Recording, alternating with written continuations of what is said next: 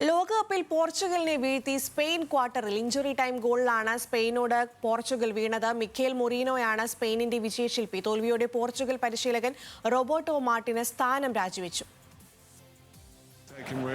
ാണ് റൊണാൾഡോ മടങ്ങുന്നത്. അതോടൊപ്പം തന്നെ സ്പെയിൻ ക്വാർട്ടറിൽ പ്രവേശിച്ചിരിക്കുന്നു.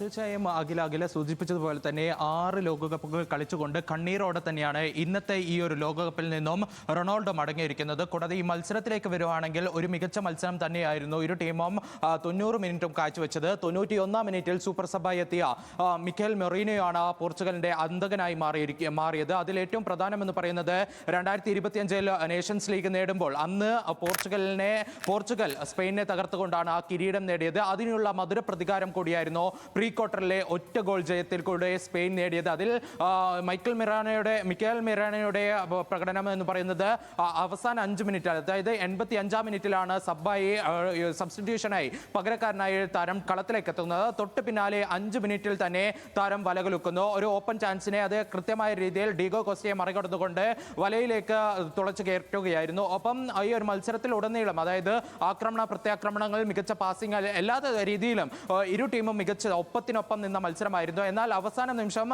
ഒരു ഗോൾ വഴങ്ങിയതിന് ശേഷമാണ്, ആ ഒറ്റ ഗോളിന്റെ ബലത്തിലായിരുന്നു ക്വാർട്ടറിലേക്ക് സ്പെയിൻ മുന്നേറിയത്. അതിൽ ക്രിസ്ത്യാനോ റൊണാൾഡോയുടെ മികച്ച 2 ഷോട്ടുകൾ ഉണ്ടായിരുന്നു. എന്നാൽ അവരുടെ വൻമതിലായി തരുന്ന ഉനായ് സിമോന്റെ ഒരു മികച്ച പ്രകടനം, അതായത് 2 അത്യുഗ്രൻ ഗോളെന്ന് ഉറച്ച 2 ഷോട്ടുകളാണ് ക്രിസ്ത്യാനോ റൊണാൾഡോയുടെ തടുത്തിട്ടത്. അത് ഉനായ് സിമോൺ ആണ് ആ 2 ഷോട്ടുകളും തടുത്തിട്ടത് എന്ന ഒരു പ്രത്യേകതയും കൂടിയുണ്ട്.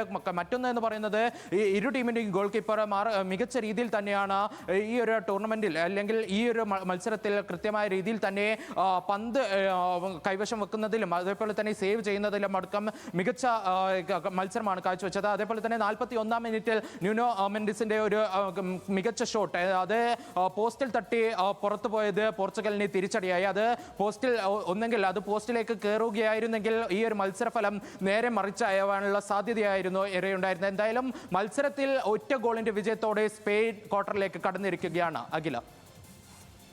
ശരി, വേൾഡ് കപ്പ് ഡെസ്കിൽ നിന്ന് ഖിലാഫ് അഹമ്മദാണ് വിവരങ്ങൾ നൽകിയത്.